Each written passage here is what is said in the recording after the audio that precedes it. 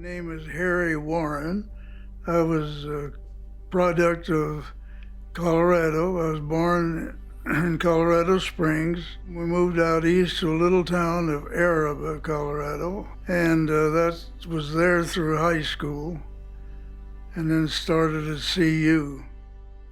At Hugo, Colorado, they had a state fair, and there was a guy there that had a biplane, open cockpit, and for X amount of dollars, he would kind of take you on, depending how much you paid him, is how far he would take you. And that was my first experience in an aircraft. Well, the Army had a program where you would sign up. You could finish your schooling, then you'd be called into active duty. And that intrigued me. I didn't want to be out in the middle of the ocean in a boat waiting for somebody to find me.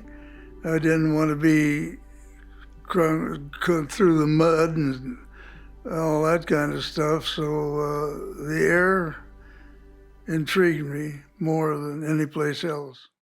The B-24, as it is officially designated, this is the Army Air Force's Liberator heavy bomber, the ship that made headlines and was affectionately known among flyers as the Lib.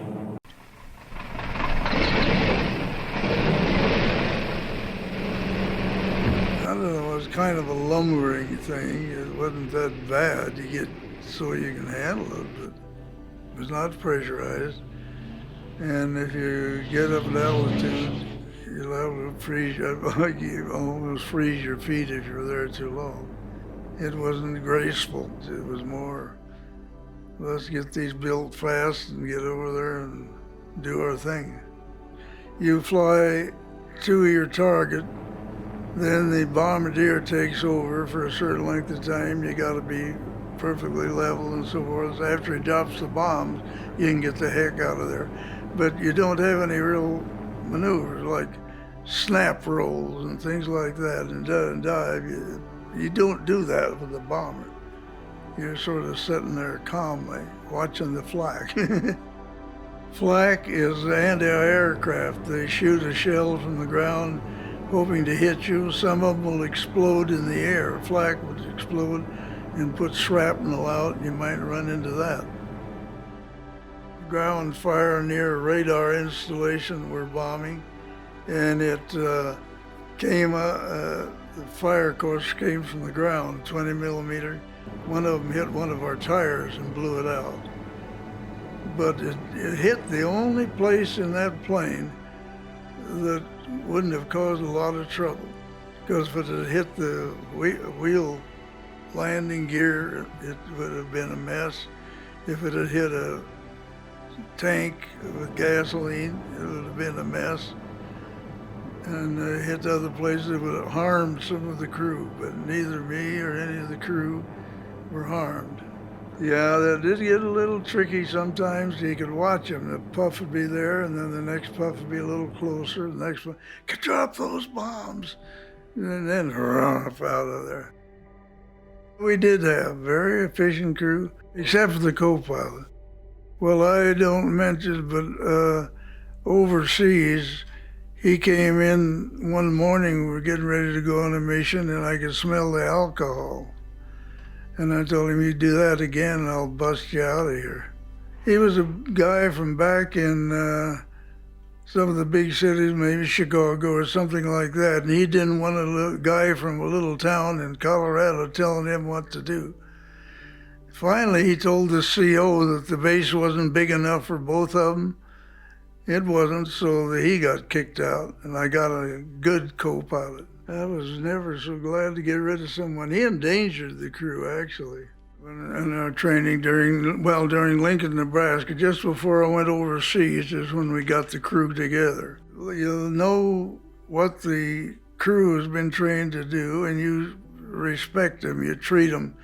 Some of them like to be tyrants and so forth, but I found that it works better if you work with them instead of against them. As I told them, I said, okay, fellas, when we go on a mission, we're all going to be in the same plane. If any of you don't do what you're supposed to do, it's danger. So they were pretty well behaved. You let them know you trust them, and they'll do things for you. All of the bunch had been trained pretty well, and they all performed what they've been trained to do. We were taken off on a night mission from Casper, Wyoming. You had to climb up over mountains to get out. As we started to climb up, all of a sudden I looked out to the engine, number 2, right beside me. It blossomed into flame. So the way we handled it, I talked with the engineer and I said, well, okay, this thing will climb a little bit at 3 engines. So we just cut the fuel off until I was able to get the plane around and heading back in. There was no panic, except for the co-pilot. And he kept seeing mountains in front of him. He kept pulling back on the stick, and I told him, hey, relax. And I said, you're going to stall out, and then we will crash for sure. And I said, get your hands off of those controls and try to call the base and get permission for a different kind of a landing, downwind if necessary. And he screwed that up. So then I said, I'll take over, and I called him back and told him, I said, yeah, we saw the fire and understand what you were going through. So that was it. It was just a matter of doing the job you were trained for.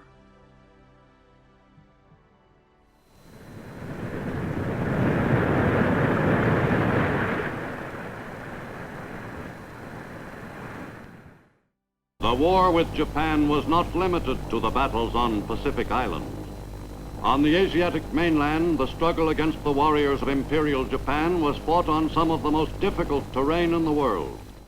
When we were overseas, we were stationed at Pandavezwar, India, and in their bashes, which a lot of them were made of bamboo weave walls and thatched roofs. They'd plaster their walls with cow dung, figuring that if they're sacred, why it would protect them some. And that was all right, but the smell was not too good. Oh, in my bash, there were 2 of us in the bash. Mine was a navigator and myself. On our days off, we went around and got some of the exotic-looking plants and planted around there to make it look good. Habibullah. Yeah, he was a young Indian guy, and his job was he took the laundry out and brought it back, cleaned our basha that we lived in.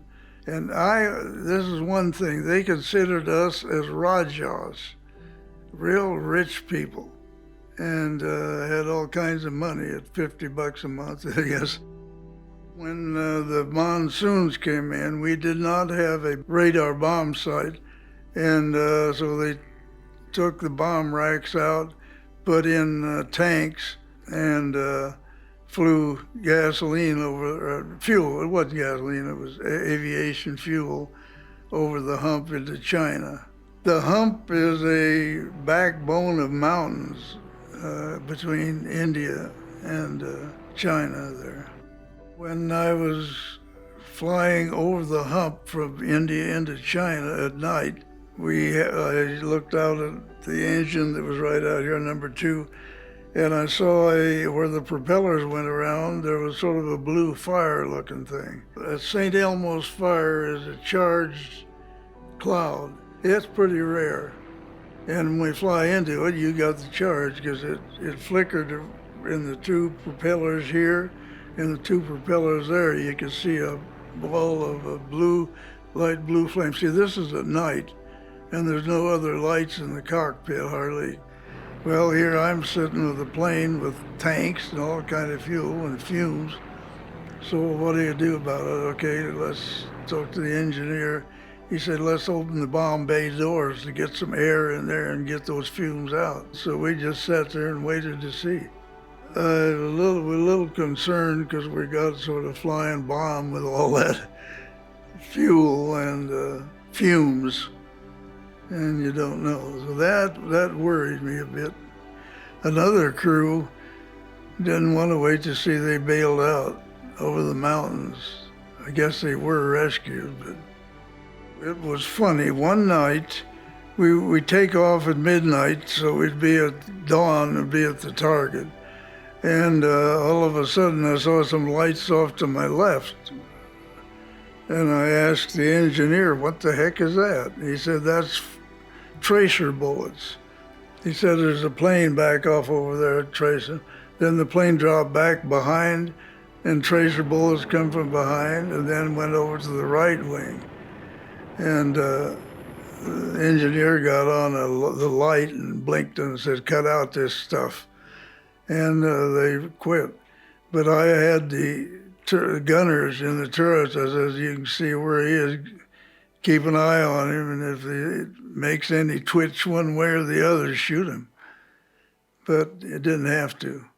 So I got a hunch it was a British pilot that was bored about the whole thing, didn't see anything. He's going to tease these boys in that big old plane of his.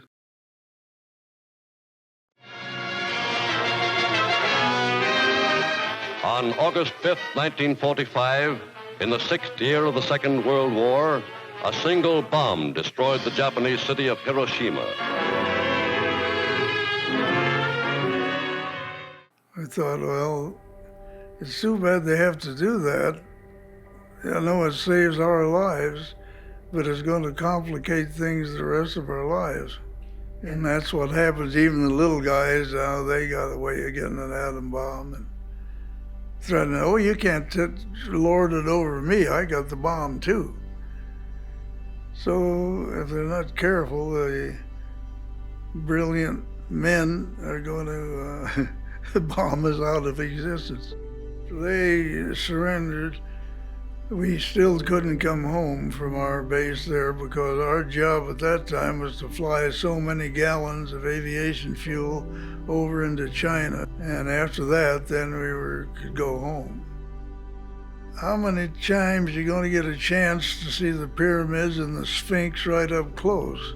I was in Cairo, and I talked to the CO at the base, and he said, well, no, we're not supposed to let anybody stay over because there'd just be too much traffic.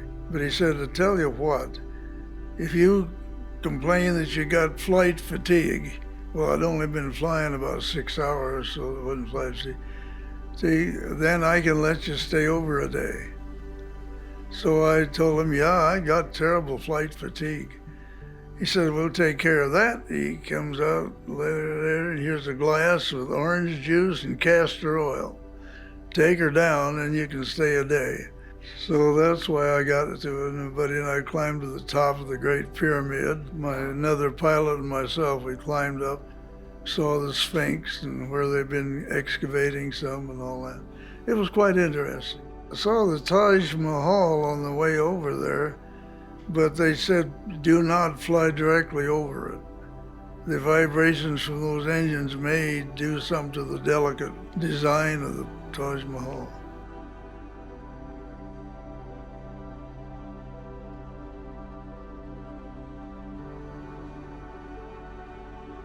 Well, she's also a product of Colorado. She was born in Flagler, Colorado, which is about 12 miles from our place. She came into the school. She was a sophomore, I think, and I came in as a freshman. One thing I think we stayed so much together, we had similar backgrounds. Oh, they always show a picture of an outhouse with the moon carved in the door. Well, that was that's where we were. Well, having been flying planes and wondering how in the heck they came up and behaved like they do, I dropped electrical and took aeronautical engineering. When I got ready to graduate, I got qualifications for 2 degrees, one in aeronautical engineering and one in mechanical engineering. I worked 8 years on aircraft, 14 years on rocket engines, and was working a little bit on laser beams and stuff toward the end. Yeah, I did the F-1 rocket that took the men up to orbit around the Earth. I worked on the J2 engine that take it from the Earth up to the moon. It was interesting. I had a very interesting career. Well, it's just the same thing. It's just too bad. If the war is killing, that's what it's designed to do. And there have been a lot of good people that no longer made it. Too bad that men cannot live in peace. You can do so much more. Just that I'm happy that me and my crew got out of it without a scratch.